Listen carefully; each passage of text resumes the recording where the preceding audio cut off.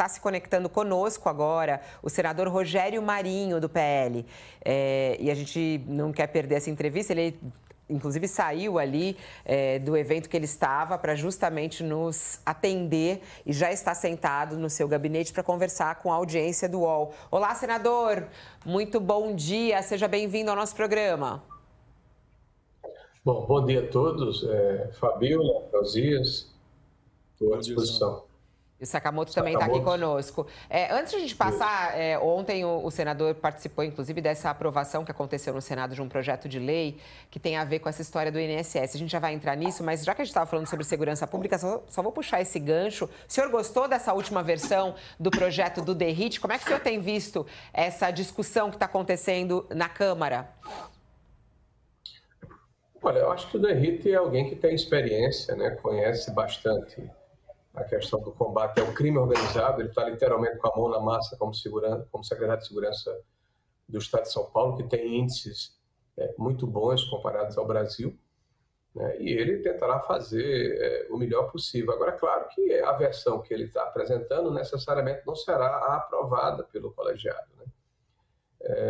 Esse é um processo em que me parece que já são 3 ou 4 versões distintas em função das negociações que estão sendo feitas. É o papel do parlamento.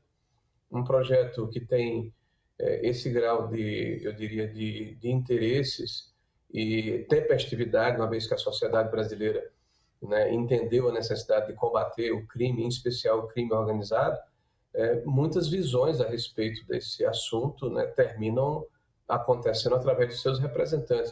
O que eu espero é que haja um debate em que a questão política ela vai existir, é evidente, mas que o que prepondere, o que predomine, o que seja central no debate, seja o interesse da sociedade, da população brasileira, que ao contrário do que afirma em alguns momentos de forma, me parece, equivocada o presidente da República, né, o crime é que aprisiona a sociedade, é que torna a sociedade refém.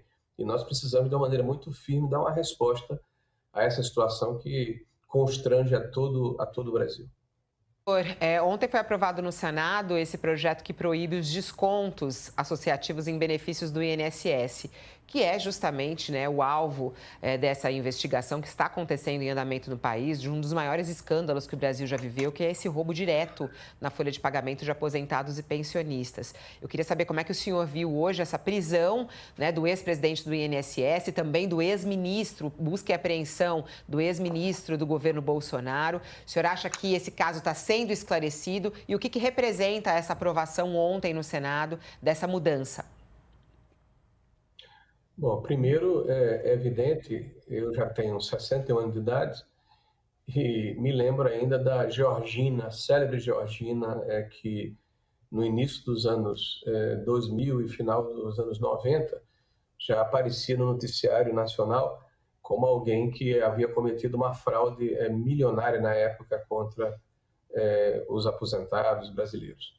Ao longo desse século de 2021, vários episódios lamentáveis ocorreram. Você está falando de quase R$1 trilhão de benefícios que são pagos a quase 35 milhões de brasileiros, 36 milhões de brasileiros que são aposentados e pensionistas, além de BPC, seguro-defeso. Então, são uma série de ações ligadas à previdência e assistência social que, historicamente, tem sido vítima daqueles que estão incrustados dentro do sistema previdenciário, na maioria funcionários de carreira teoricamente com bons currículos e tal, e que em algum momento se corrompem e praticam esse tipo de crime contra os aposentados. Mas nós não tínhamos visto acontecer nessa escala industrial que ocorreu a partir de 2023.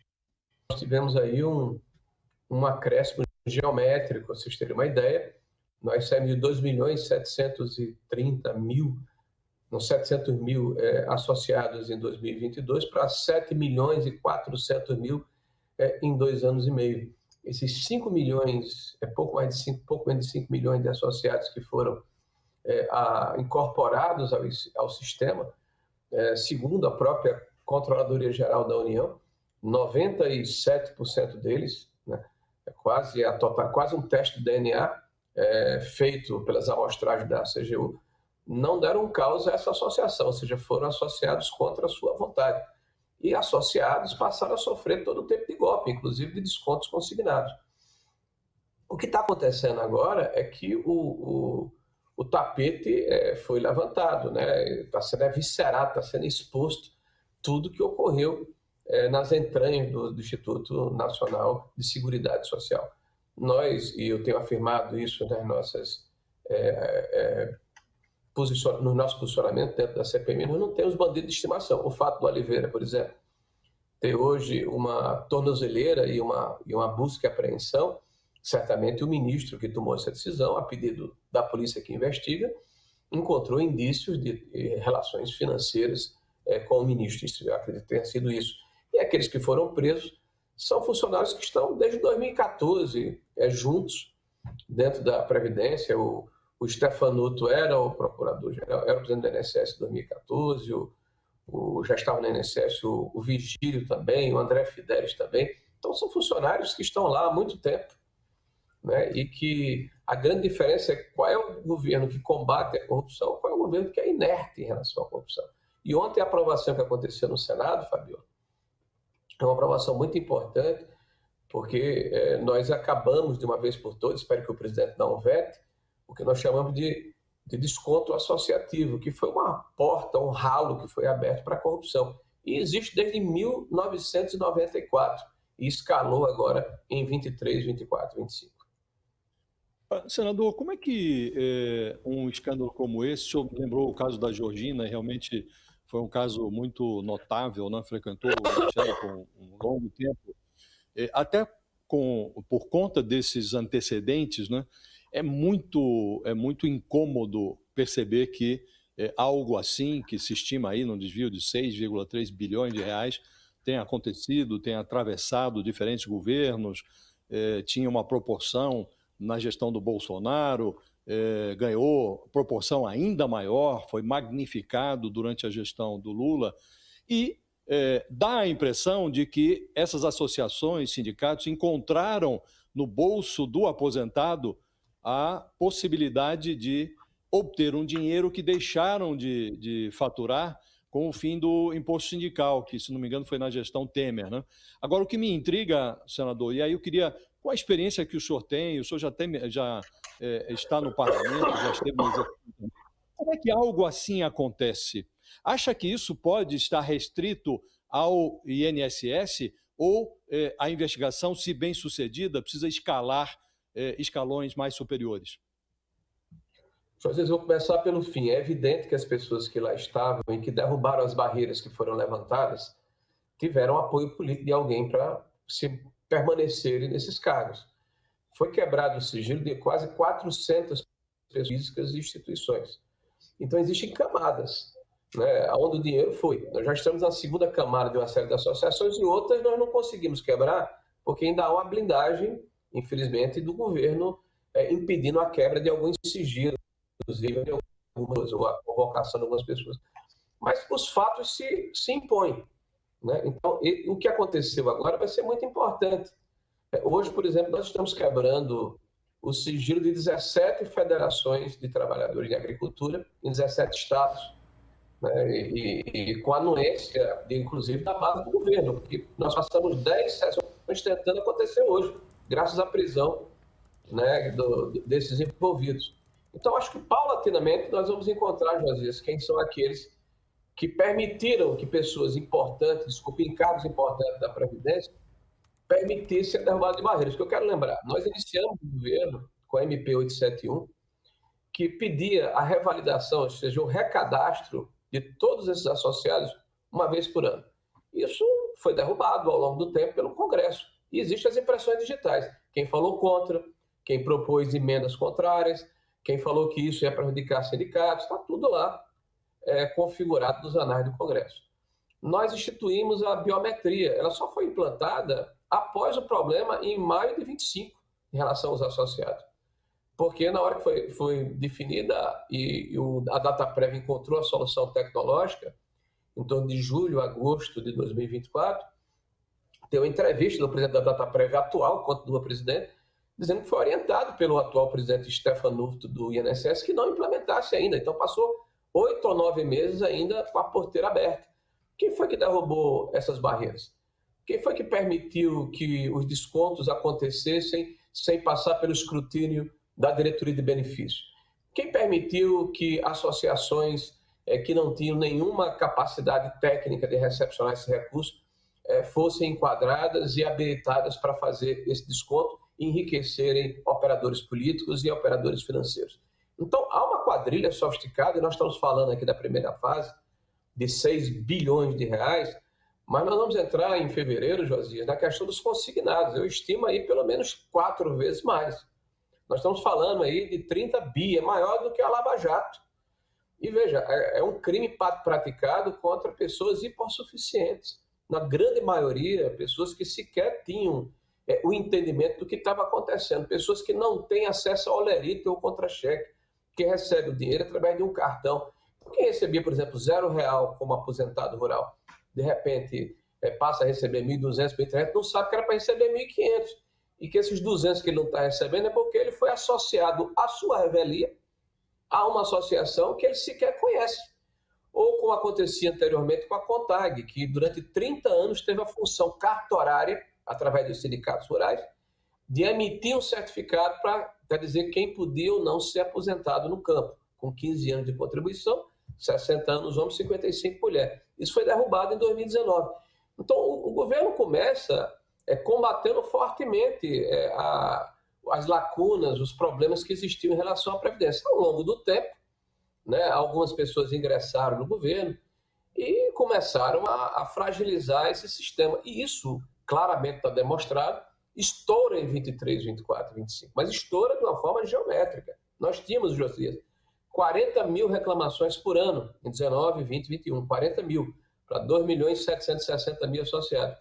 Em 22 foi para 100 mil, em 23 foi para 500 mil reclamações, em 24 foi para 1,5 milhão de reclamações por ano, 1,5 milhão.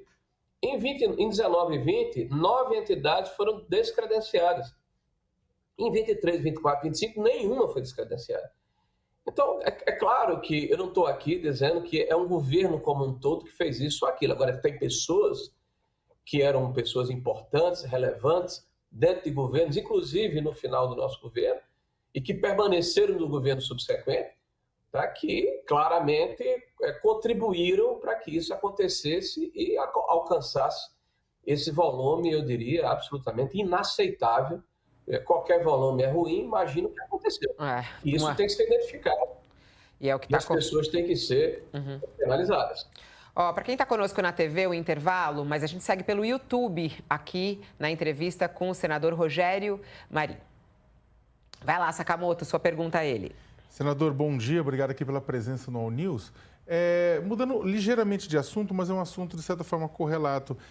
A gente acaba de completar, acaba mesmo, os 8 anos de vigência da Lei 13.467 de 2017, que é a reforma trabalhista, que o senhor relatou na Câmara dos Deputados em 2017. E eu queria que o senhor fizesse uma rápida avaliação das mudanças, né? O que deu certo, o que deu errado. Deveriam ter colocado naquela época, já discutido a questão de aplicativos, ou as mudanças que estão lá são capazes de fazer frente a esses desafios?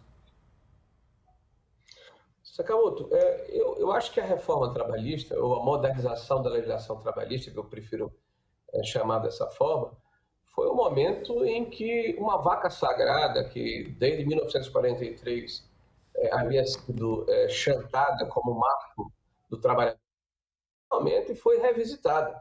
Porque ao longo desse período, e a gente está falando de mais de 70 anos, só houve acréscimos à lei, não se revisou.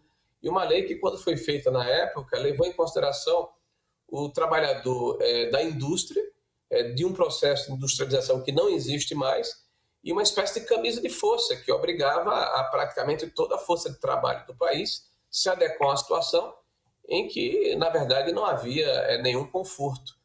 Então, desde a questão do fim da obrigatoriedade do imposto sindical, que, como falou com muita propriedade o Josias, isso em 2017, né, eu acho que determinou esse assalto à Previdência, né, aqueles que tiveram secado essa fonte correram para o sistema previdenciário, né, e nós acabamos ontem o desconto associativo, né? Espero que aí, vamos ver qual é a próxima lacuna que vai ser preenchida, mas vamos falar da questão estrutural. Regulamentação do banco de horas. Eu tenho certeza que, inclusive, os sindicatos de trabalhadores sérios, aqueles que fazem acordos ou convenções coletivas, reconhecem que isso foi um avanço, né? A questão das novas formas de trabalho, como o trabalho intermitente, que permitiu que o setor de serviços se mantivesse de pé e rígido durante a questão da pandemia, a questão do trabalho remoto, né? Porque isso foi instrumentalizado e regulamentado por ocasião da reforma trabalhista, né? A questão ligada à própria relação dos senhores advogados com a questão da sucumbência. Nós tivemos uma redução extraordinária do que eu chamo de aventura jurídica, porque se você tem um direito, você ingressa com uma ação e você corre o risco. Se você ganhar, ok. Se você perder, você paga a sucumbência, como acontece em qualquer lugar do mundo, a não ser que você seja uma pessoa hipossuficiente e que não tenha condições de pagar seu advogado. E há uma regulamentação para isso de 40% do máximo do teto da Previdência, alguma coisa como R$3.000 ou R$3.500. O STF relativizou essa situação, né? O que permitiu a volta da aventura jurídica. No ano passado nós tivemos um recorde de 4,5 milhões de ações trabalhistas, o que gera um custo para quem emprega, para quem empreende, para quem quer realmente fazer com que o país cresça extraordinário. Então, em vários aspectos, a reforma ela modernizou a relação do trabalho, mas é evidente que isso precisa ser constantemente revisitado. Você falou de um aspecto essencial, que é a questão dos aplicativos. Não é isso? Sim, os aplicativos que são hoje, que empregam milhões de pessoas. Nós precisamos dar um mínimo disciplinamento. Sim. A questão da previdência, quem vai no futuro resolver a situação dessas pessoas que já estão penduradas no sistema previdenciário, que é deficitário. A questão do seguro, porque as pessoas trabalham em situação precária. Agora, não podemos colocar a mesma situação da CLT para isso, tem que ter uma flexibilidade. Desculpa lhe cortar, que a sua assessoria já está falando. A gente tem que encerrar com ele está com horário, não sei o quê. A gente tem aqui uma pergunta quente para fazer também de um assunto do dia importante, que é mais uma pesquisa de opinião, né? Apesar de as eleições de 2026 serem só no ano que vem, o assunto está muito quente, envolvendo todos esses que a gente tem falado. Queria saber como é que a direita vai se organizar para 2026 diante da fotografia do momento, né? A pesquisa, hoje divulgada pela Genial Quest, mostra, por exemplo, o governador Tarcísio de Freitas ainda muito forte, talvez mais forte ainda agora, com uma redução. Mas a liderança do presidente Lula, se a eleição fosse hoje, ele seria reeleito. Quem será o candidato da direita? Quem o senhor aposta como candidato da direita para vencer Lula em 26? Olha, eu acredito que hoje nós temos, acredito e afirmo isso, o maior líder popular, né, do país, que é o presidente Bolsonaro, que está recluso, está preso há mais de 100 dias, com medidas cautelares que foram impostas no inquérito que ele sequer foi denunciado, mais uma arbitrariedade do ministro Alexandre de Moraes, né? E ele está calado, ele está censurado. Eu tenho visitado o presidente, estive com ele 3 vezes nesse período, e ele vai definir quem, se caso ele realmente não possa ser candidato, ele vai definir quem é o candidato. Eu acredito que acontecerá antes do final do mês de janeiro, e o candidato que ele indicar é o candidato que nós vamos apoiar. Agora, para mim está muito claro que o presidente Lula é mercadoria vencida.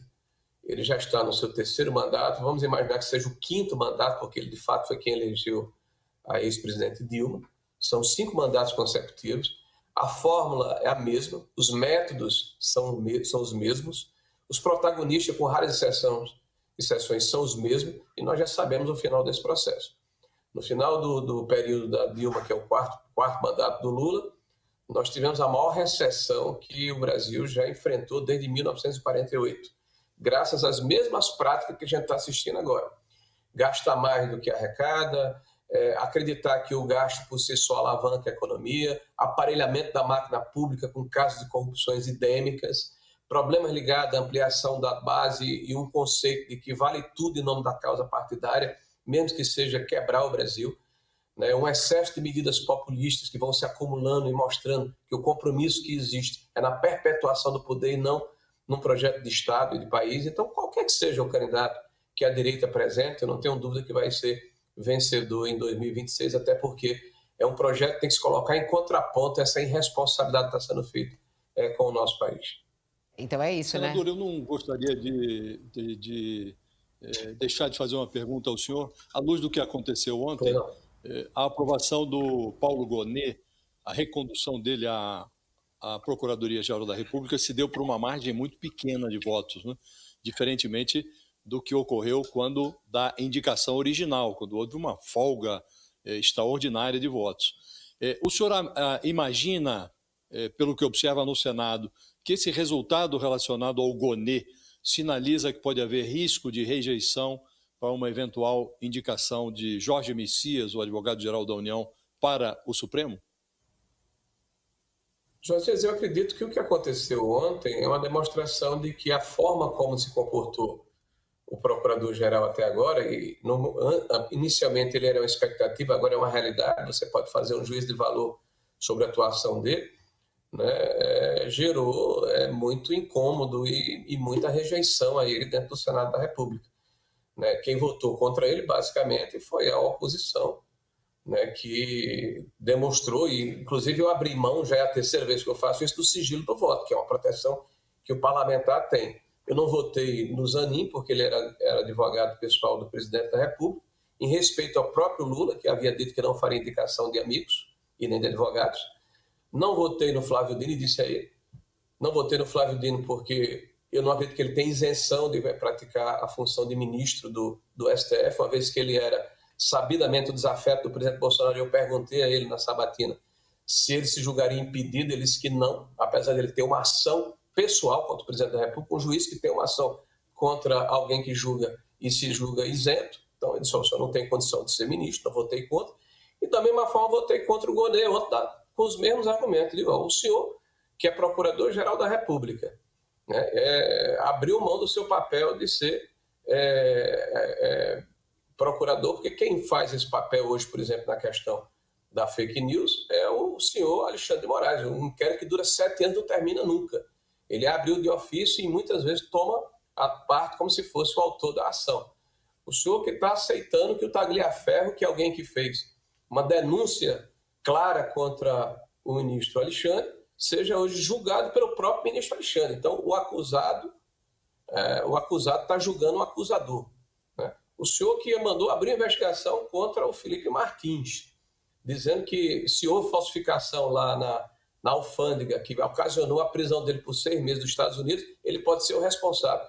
Entre outras coisas, eu não tenho condição de votar no senhor. Né? Então, eu abri mão do sigilo do voto, disse claramente porque não votaria nele.